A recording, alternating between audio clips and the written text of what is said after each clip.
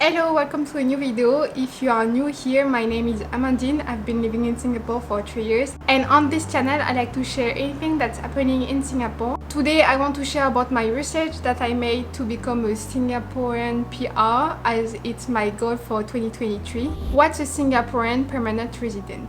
A Singaporean permanent resident, or PR, refers to a foreigner that has been granted permanent residency in Singapore, which allows him to reside in Singapore for an unlimited period of time. It's different from holding a work visa and is different from Singaporean citizenship, but it also comes with a full suite of benefits such as the visa flexibility. As a PR, there is no visa restriction to enter Singapore and you can stay in Singapore on a permanent basis. Career-wise, also you have more flexibility. You are no longer required to hold a valid work permit to stay in Singapore, so technically you can be unemployed and stay in Singapore, but also you have access to more jobs, and also you can be self-employed because you don't have the restriction when it comes to work employment, such as the minimum salary and the minimum experience. You can get visit pass for your family. As a PR, you can obtain a long-term visit pass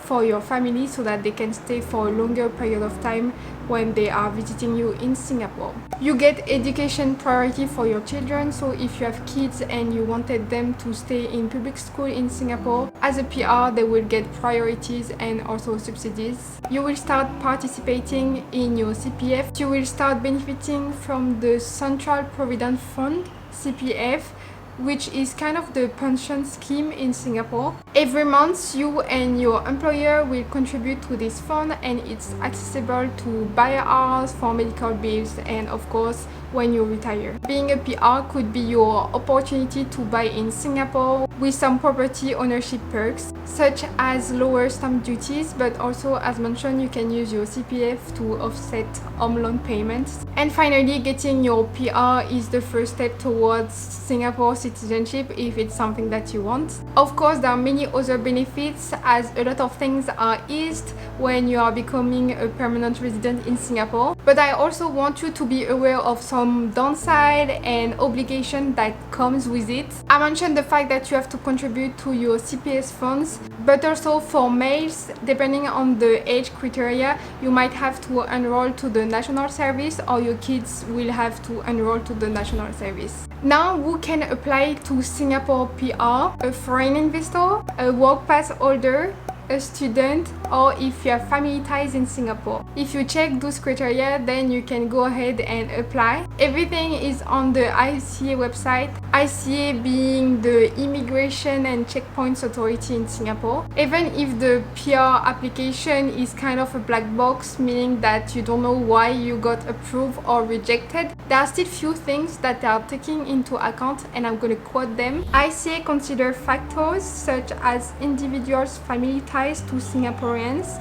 economic contribution, qualifications, age, family profile, and length of residency to assess the applicant's ability to contribute to Singapore and integrate into our society, as well as his or her commitment to sinking roots in Singapore. The application will cost you 150 Singaporean dollars, and you can apply more than once. It's actually quite frequent that people apply more than once, but I will share some tips later on how to make your first application the most successful possible, because it takes quite some time to apply and wait for the result. And I'm gonna quote ICA again: all applications for PR are carefully considered and reviewed by ICA.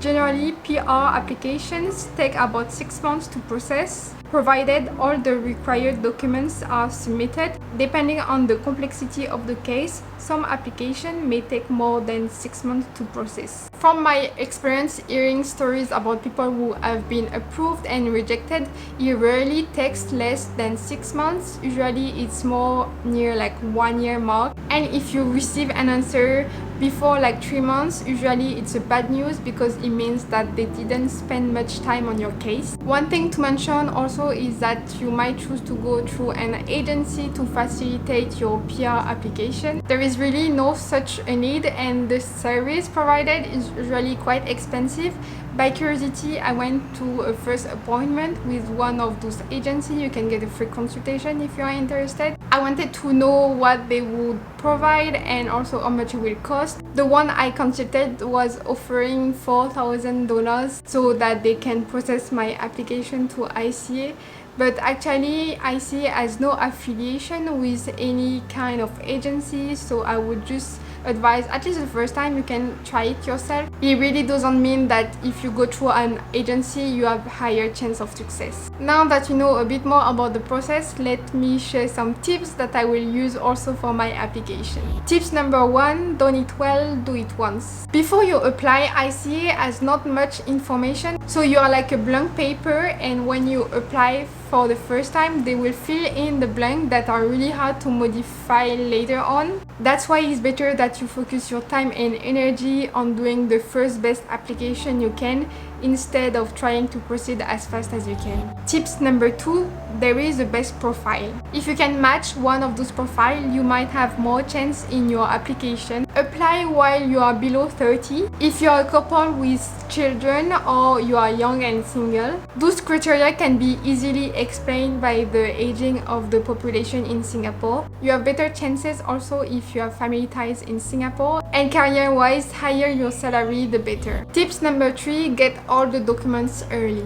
It's important to collect all the right documents in advance for your PR application because some documents can be hard to find and sometimes they need to be translated. This is the list of documents as an EP holder, but I advise you that you check on the ICA website as well. So you see, it's quite a lot of paper, and like my birth certificate, I had to request the English version. Some documents has to be filled by my employer, even like maybe previous employers, so this thing can take time. Tips number 4, contribution to Singapore. ICA is looking for Singaporean PR that can integrate into Singapore society for the long term. You should present yourself as someone who has made contribution to the community. It can be through volunteering, donation, or taking part in community initiatives. Your dedication to Singapore can also be seen through the investment that you have made personally, but also through your business. Tips number 5, don't overlook the details. Often the rejection are due to the poor quality of the scanned document, spelling mistakes, or missing information. So make sure you are going through everything and are being very detailed when you are applying. Final tips, keep trying. Keep trying. As I said, PR is really difficult to obtain. Don't give up after one rejection. It's really common that people apply more than once. Reapplying also shows that your commitment to Singapore is serious. You can apply again when something has changed in your profile. New achievement, new qualification, new job, it can improve your chance of success. Now I will definitely tell you when I proceed to apply for PR myself. It's a very exciting journey, so make sure that you are enjoying it also if you are planning to apply for PR this year. Make sure to subscribe if you want to know more about Singapore, and I will see you next time. Bye bye.